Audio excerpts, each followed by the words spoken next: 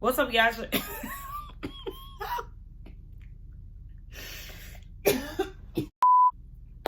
What's up, y'all? It's your girl Sakina, and I'm back with another review. This is my review for the Real House. What's up, y'all? It's your girl Sakina, and I'm back with another review. This is my review for Love Island USA Season 8, Episode 2. Obviously, it's been a while since I've done multiple reviews in the same week. I feel like I've just been one review for the last year, maybe? I don't know. No, because I did Salt Lake and Potomac. Yeah, it just feels like a long time since I've done multiple shows, though. But we're here with Love Island, so y'all make sure that y'all tap in, that y'all engage with me and all these things, because this is going to be a journey. I would say last night's episode was not that eventful as the first one. I was actually quite disappointed. When me and my friend reached the end of it, we were like, okay. And even midway through, we were like, where is the action? Because it just really wasn't too much this episode. But let's go ahead and get into it, because as y'all know, I am on lunch. And I tried to give y'all a little something more today. But honestly, I was ill prepared for today. So I just threw on the tank top and called it a day. Now, the episode picks up where it left off last night, or the night before, where the couples had to choose who they wanted to be with. And if they opened the door on the other side, you know, they'll discover if they were on the same page or if they were not. So we see that Melanie and Sincere, they chose each other. Their kiss was definitely like, okay. Even my friend was like, child, they act like they've been married for years. I said, exactly. Calm down. But anyway, Anaya and Casey, they chose each other. A victory for my boy, because Casey got closed door PTSD, rightfully so. And then we see that Trinity and Bryce, they did not choose each other. They decided to explore other options. And Kenzie was on the side of her door. But unfortunately for her, Zach was not. So imagine her opening that door and nobody was there. Now, at first, she looked like she wasn't surprised. And she even said it. But as it started to settle in that she wasn't chosen, and you could see Sincere, Casey, and the girls looking down at her. Yeah, baby, you're by yourself. And the embarrassment really started to show. She got teary-eyed and everything, and it was just kind of embarrassing for her, obviously. I said, yeah, because you let Melanie pump your head up, and she down there looking at you. Girl, you need to be giving her the side eye. No.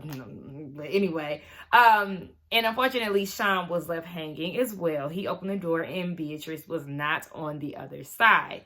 So he was definitely surprised, because he thought that the chemistry and the conversation was going well.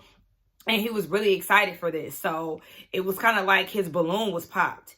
Now, Ariana is telling Kenzie and Sean that Beatrice and Zach are off with the new bombshell. And so is Trinity and... Wait, didn't I say that? Yeah. So is Bryce and Trinity. So she said that they have 24 hours to spend with the new bombshells. And everybody will return to the villa tomorrow night. And that's where one of the bombshells will have to choose the boy or the girl they wanted to move forward with. So we see everybody break off into groups. The men have a chat. And for Sean, he feels like it was a no-brainer to choose Bia. His whole thing was she chose him on the kissing challenge. And so this was his opportunity to choose her back. A sentimental king. But yeah, unfortunately, it didn't go the way that he planned. And so we see the women talking. And Kenzie questions why Zach wasn't upfront and honest. Hey, I'm not writing. I'm going, so I don't got my pen. But ma'am, he was very upfront and honest with you. I don't know why you trying to sit here and play this victim role, because you already know how white girls do. And I was wondering why Melanie and Anaya weren't being straight up with her and being like, yeah, I mean, he did tell you you weren't his type. Is that not a bit of a sign? And she said that her intuition and her gut is never wrong. But it was wrong today. It was wrong today, and you couldn't even catch a hint, because the man told you you're not his typical type, and he also put a physical barrier between the two of you when it was time for bed. You fresh out of nursing school, baby. I know you can figure some shit out, but whatever. Kenzie feels like she was fed crap. And I'm just like, how? Again, trying to play this victim role when, baby, you're no one's victim. She said that she's always the loyal one and chooses the wrong guy who either sucks or cheats. And she grew up watching fairy tales. And that's your motherfucking problem. You go around watching these movies and fairy tales, and bitch, this is not Sleeping Beauty. Or whatever else the hell is, what she said, Elle Enchanted. I ain't even watched that to know how that went. But either way it goes, that's your problem. You too busy trying to chase fictional characters. But at the end of the day, it's only day one. And that's the thing. Like, you had nothing to even fall for. So the fact that you feel like you were gooped is weird. It's a different situation with Sean and Bia because they actually had chemistry. There was like something there. But with you and Zach, there was nothing there. And it was coming out of his mouth that there was nothing there. She even had a hard time reading him, saying it herself. So again, it was you ignoring the signs and want to act like you're completely bamboozled when you were not. So then we get over to the bombshells, and they're in this new room called the Paradise Cove. So you have Kata, Zach, and Bryce together. And Kata has to share a bed with two men who are strangers. Like, this whole thing, this Paradise Cove thing just really weirded me out completely. It was the strangest thing. And so we learned that Kata is Haitian and white, and she's currently working as a server. She really wants a man that's genuine, kind, family-oriented, and emotionally intelligent. Meanwhile, Kenzie over there crying because she really just wants a good guy. And let me tell you something, Kenzie. Just because Zach did not choose you, that does not equate him being a bad guy. Anyway, over on the other side, you have Gabriel, Bia, and Trinity on their side of the Paradise Cove. Again, where these two women have to share a bed with this man. I just felt like it was extremely awkward. He pours up champagne for them. You got Trinity yumming champagne. And then they're talking about how hot the room is. Next thing you know, they're going to start talking about the damn weather. Like, it was just so awkward. It was weird as fuck. And so Gabriel tells them that he's Brazilian. He's Brazilian. He lives in Miami and he follows Trump. Trinity, it ain't safe for you, mommy. You don't stand a chance, baby. I said, oh, yes. He's definitely not choosing Trinity. So he tells the ladies that he likes to show affection. Beatrice is like, yeah, I can tell from the kiss. And so he wants to give her a refresher. They start kissing again, and it's a little awkward for Trinity. She like, just sitting on the bed while they doing all of this. Like, literally within arm's reach. So weird. And then we see her and Gabriel have a conversation, and they send Beatrice off to the hallway, and she's sitting on the bench. I said, what the fuck is happening? But while she's out there, Gabriel is telling Trinity that she's a good kisser. And for me, I just felt like that was another way for him to get in there and kiss her again. And then we see him with Beatrice again. I don't know if they swapped out the girls or if it was like the camera scenes were out of order. I don't know what it was. But we see Gabriel talking to Beatrice again. And he's asking what's her type. And he definitely fits it. He's fit. He's confident. Which leads to them kissing. More of the same. So then we move on back over to the villa. And we see Melanie and Sincere having a conversation. And she wants insight on what the new bombshell looks like. I said, oh, you're worried. Melanie is saying that she feels like her and Sincere connect a little too much. And they have a lot of similarities. Where?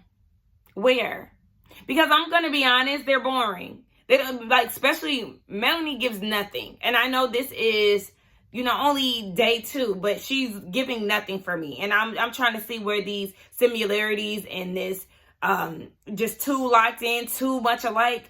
I'm trying to see where that's at because, I don't see it. We move on to Casey and Anaya. They were both nervous to see if anybody was on the other side of the door. So, of course, they were relieved that they both chose each other.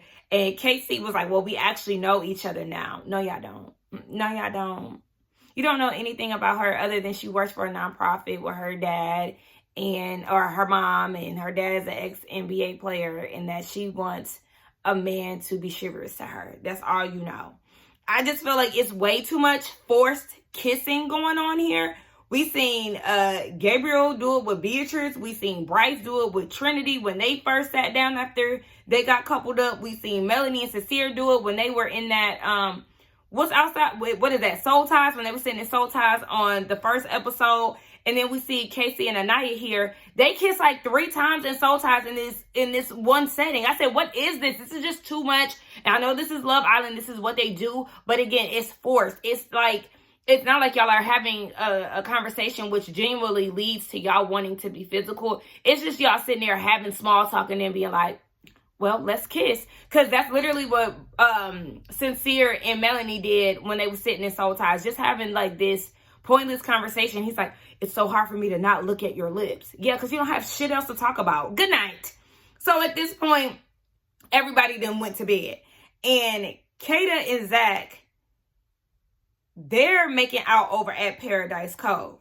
The lights are off and everything. And you see Bryce mosey his way over there trying to get a piece of it. Excuse me. Again, this is why I feel like this is very strange. And Kata had to tell him, like, baby, you're going to have to be left out tonight because we ain't doing no threesome. Like, this is just weird.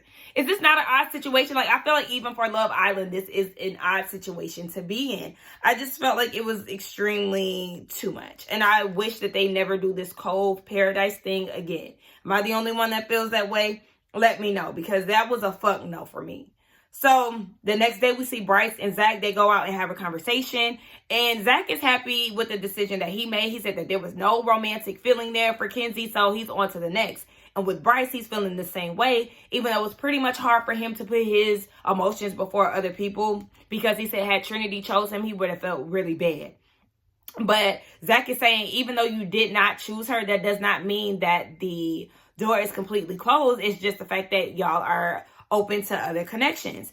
And so Bryce is telling Zach that he's pretty much chill on trying to make a move on Kata because he sees that there is something going on between the two of them. Yes, you definitely need to sit this one out, especially after she curved your ass while you thought you was about to slide in last night. Like, what the fuck was that? You thought she was about to be kissing him and then turn over and kiss you? Well, shit. They do that in challenges. So it's possible. But again, it just gave me a creepy feel. So then we see that Beatrice and Trinity, they go out and have a conversation. And Trinity is okay with Bryce exploring connections because she's doing the same. Bea said that she wouldn't mind if Sean explored other connections, but they didn't get to talk. So he doesn't even know, or she doesn't know if he had actually chose her.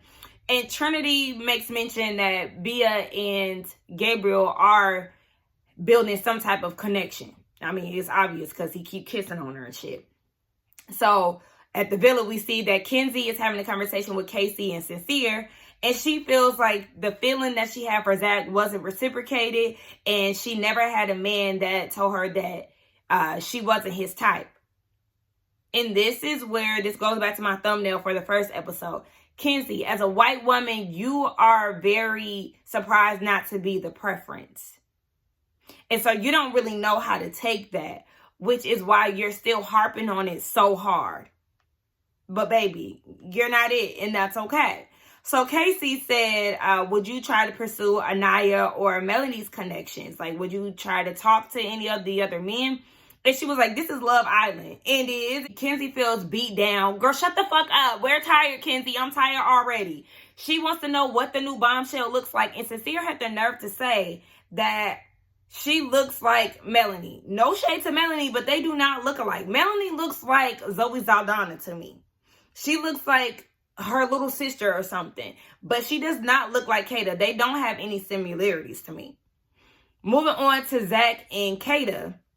It was really nothing to talk about here, baby. It was a whole bunch of nothing. We got more so into Zach's life and his background, having a English and Australian background. They had like chips and salsa, chips and fish market and all this shit. Baby, she didn't say too much, and I feel like we should have been getting to know her a little bit more, or there should at least been a balance where we're getting to know the both of them. But Kata really didn't say too much of anything. Zach is concerned about getting in bed with her again. And that just, again, was another excuse for them to start kissing. Okay, we gonna move on to Anaya and Sean. And Melanie. He sits down with Melanie and Anaya. And Sean really wants to get the ladies' feelings about what happened last night. And they were definitely shocked by Bia not choosing him. They said that they just feel like she's exploring. Like, she doesn't have anything bad to say about him. I think she's just wanting to try other things and be open.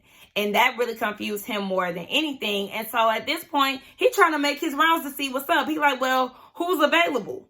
What you mean who available? You already see who paired up with who. The next available person is Melanie, who was clearly somebody he is not Melanie, Kinsey, who was somebody he's clearly not checking for. So they're like, well, what's your type? And he was like, I'm not gonna lie, when I came in, Trinity and Anaya caught his eye. And then we see him walking away, and Anaya was like, that's crazy because he was my second choice. I said, that was a seed that is being planted. Okay, I'm not mad at that. And come to think about it, I would like to see Sean and Anaya. Like, yeah, let's go ahead and do that. I said, okay, Sean, you ain't slick. You are not slick. But I like your answer. Gabe and Bia, they have a one-on-one date. I said, what the hell is this? You see Bia bobbing for damn strawberries. I'm like, what the fuck? I feel like me doing that was goofy as hell, but I was like, can you lower the strawberry if you want her to bite it? My goodness. But Gabriel said that he's a lover boy despite how he looks and, you know, all of this shit. He really has a big heart. And Bia says that she has a big heart too and she plays tough, but really she has a wall up because she doesn't want to look stupid and she doesn't want people to take advantage of her. And so she talks about her and Sean, and she said that they didn't get the chance to talk about being open to explore other options, and it really kind of took her aback because they were swept away so quickly. I mean, Sean gonna be all right at the end of the day. I understand, you know, why she's a little worried, but that's a fine-ass man. He gonna be all right. Speaking of Sean, he's having a conversation with Casey, and he said that he's not waiting around. He's going to be open, and he said that he can't fault her. Exactly, you can't fault Bia for, you know, trying to talk to somebody else because this is only day one. Nobody should be attached at this point. Nobody should be crying, Kenzie. None of that because this is day one. Y'all have only been there for 24 hours. Probably less than, so just chill out. So then we see Trinity and Gabriel going out to have a one-on-one date. We learned that he moved to the U.S. 3 years ago. He also learned how to speak English then. He didn't speak English when he arrived. And I thought it was funny that Trinity is open to different backgrounds and cultures and this Brazilian man, but you wanted to ditch Bryce because he's so LA and wanted to make you avocado toast. Girl, get the fuck out of here, Kenzie. I mean, not Kenzie, Trinity. Fucking up the names. And so she asked him, was he looking to settle down being that he's 26? And he was like, damn, like, am I old? And she was like, well, I mean, you're 26, you're closer to 30. I said, she think everybody old. Trinity literally thinks everybody old. I know she's 22. She might be the youngest of the bunch, if I'm not mistaken.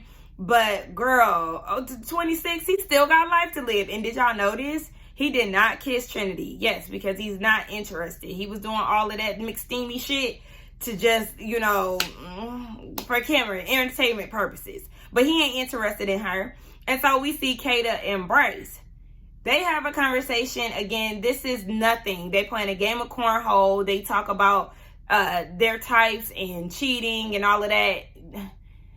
Again, they just kissed. And this is what I'm saying. Like, these one-on-one conversations that we have with the bombshells, they really were nothing. It was boring as hell. And I feel like they could have just done this better. Instead of sweeping them away to the Paradise Cove, they should have kept everybody in the villa. Because doing all of this 24-hour shit, this really wasn't much of anything. It was actually underwhelming to me because I really felt like their interactions with the original people just fell flat for me. It was just a whole bunch of kissing. It was literally nothing. He pulled Sean over to have a chat just to see where his head is at. They both said that they want somebody that's going to choose them. And Sean liked to talk to her because she experienced the same thing that he did. So she's going to get it more than anybody.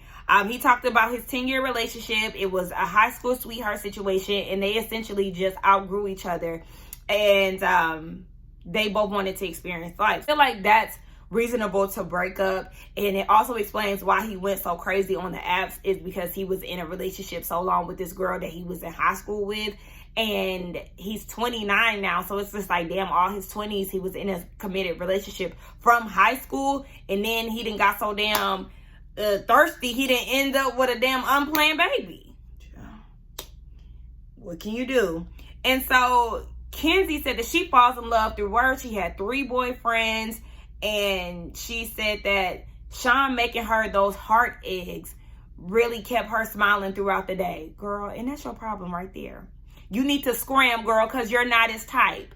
He don't like you, girl, so I'm going to need you to stop smiling, because them cheese eggs meant nothing to him. So you see everybody getting ready for the night, and Anaya goes into the bathroom. When I see her in the bathroom, I said, girl, what are you doing in here?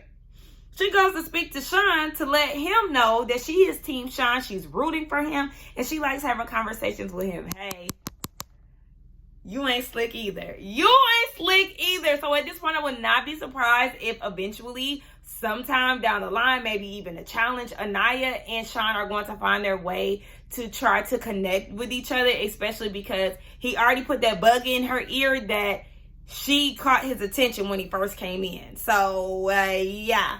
I see exactly what the both of y'all doing. That was Anaya's way of playing the seed. So everybody comes out. You know, the ladies are looking nice. I don't know what the fuck Kenzie put on. I said, what is that? Anaya looked good, though, so that's all I care about for real. And when it come down to Melanie, I don't know. She just, she ain't doing it for me yet, y'all. I don't know. But Sincere's phone goes off in the midst of him doing a toast. And, of course, that sends everybody in an uproar. They all have to go around the pit fire, and we're going to see the bombshells come out with the rest of the original cast. And so Trinity came in looking really good. I said, come on, okay, yes, baby Mike. Stiff wear back there. Oh my gosh, I need to wash my hair. I do need to wash my hair. I just don't know when. I'm trying to figure out when I'm gonna do that. By this weekend for sure. But anyway, yeah, Trinity looked good minus them shoes. She had on them Yeezy inspired heels, and I was like, yeah, no ma'am. I don't know, something about her just gives very country. I don't know, we just gonna see. Everybody is standing there looking real crazy, because here comes the bombshells with Bryce and Zach and Trinity and Bia, and they stand before the rest of the villa, and I'm like, okay, this is awkward, like, come on. And so Gabriel has to choose between the 2 ladies that he wanted to couple up with. And I thought it was funny as hell when they made Sean read "Lock in your answer with a kiss." And true enough, Gabriel locked in a kiss with Bia. That's who he chose. I said, that is so messy. And then on top of that, they had them sit right next to Sean. Sean took it in stride, though. He introduced himself to Gabriel. I said, okay, boom. Okay, way to break the ice. Move on. And so we see that Kata had to do the same thing. They had Kenzie read the text to lock it in with a kiss. And she locked her kiss in with Zach. Of course, we already know that Bryce didn't stand a chance, again, because he got swerved in the bed.